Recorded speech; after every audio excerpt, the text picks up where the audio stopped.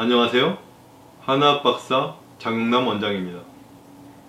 20여 년의 임상을 통해서 보니 비강과 보비동의 기능이 단순히 코 질환의 차원을 떠나서 몸 전체의 건강 유지에 굉장히 중요한 역할을 한다는 것을 알게 되었습니다.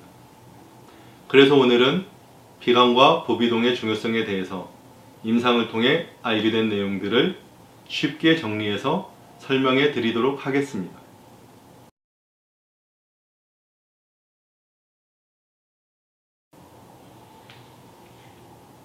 먼저 비강과 보비동의 해부학적 구조를 살펴보면 겉으로 보이는 콧구멍은 이렇게 작지만 그 안쪽으로 들어가면 비강이라는 공간이 넓게 자리 잡고 있고요.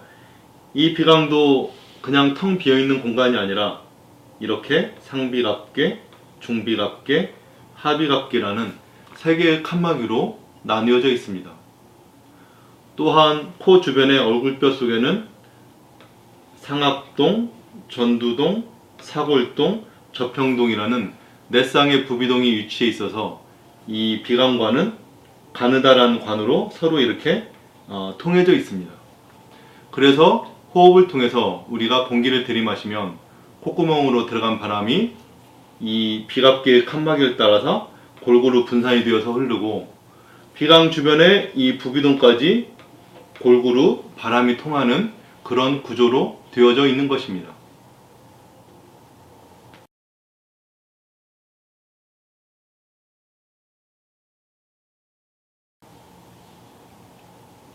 의학서적에 나와 있는 비강과 보비동의 1차적인 기능은 바로 온도와 습도의 조절, 공기 정화의 기능입니다. 공기가 코를 통해 기관지로 들어가는 0.25초라는 짧은 순간에 온도는 36.5도로 데워지고 습도는 85%로 가습이 되며 깨끗하게 정화된 공기가 기관지를 통해 폐로 들어가게 됩니다. 그런데 이러한 1차적인 기능과는 별도로 의학서적에도 나와 있지 않고 일반적으로도 잘 알려져 있지 않은 2차적인 기능이 있습니다. 그것은 바로 머리와 얼굴에서 발생하는 열을 식혀주는 냉각장치로서의 역할입니다. 이 머리와 얼굴에는 눈, 코, 입, 귀 등 우리 몸의 중요한 신경 조직과 감각기관들이 모두 몰려 있습니다. 이러한 신경 조직과 감각기관들은 서로 정기적인 신호를 주고받으며 작동하기 때문에 열이 많이 발생하는 특징이 있고 그러한 열이 식지 않고 과도하게 쌓이게 되면 고장이 나는 경우가 자주 있습니다. 그러한 고장을 미연에 방지하기 위하여 우리의 얼굴에는 비강과 보비동이라는 특별한 냉각장치가 마련되어져 있는 것입니다. 비강 내부가 이 칸칸이 칸막이로 나누어져 있고 또한 그 주변 얼굴 속에 그다지 필요해 보이지도 않는 이 부비동들이 위치해 있어서 서로 이렇게 연결되어져 있는 이유는 무엇일까요? 그것은 바로 호흡을 통해 우리가 공기를 들이마시면 이 콧구멍으로 들어간 바람이 비강의 칸막이를 따라 골고루 분산이 되어 흐르고 주변의 부비동까지 골고루 공기가 구석구석 통하게 됨으로써 이 머리와 얼굴에서 발생하는 열을 식혀주는 냉각장치로서의 역할을 원활하게 하기 위한 구조인 것입니다. 그래서 우리 한의원에서 말하는 비강과 보비동의 기능은 바로 머리와 얼굴에서 발생하는 열을 식혀주는 냉각장치이다. 이렇게 말씀드릴 수가 있겠습니다.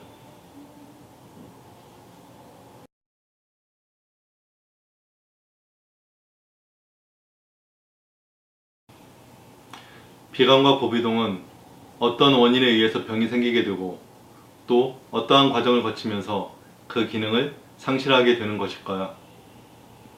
먼저 병이 생기는 원인을 살펴보면 첫째는 감기 바이러스의 감염, 둘째는 오염된 공기 중의 공해물질의 자극, 셋째는 염증을 유발하는 좋지 않은 식생활 습관, 넷째는 알레르기 등을 들 수 있습니다.